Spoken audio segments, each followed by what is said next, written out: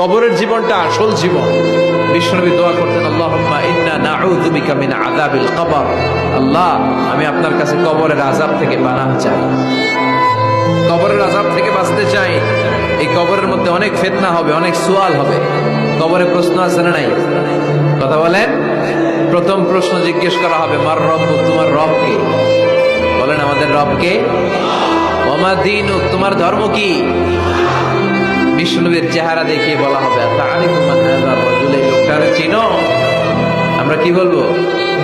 আমরা চিনি, উনি আমাদের প্রিয় রাসূল মুহাম্মদুর রাসূলুল্লাহ সাল্লাল্লাহু আলাইহি ওয়াসাল্লাম।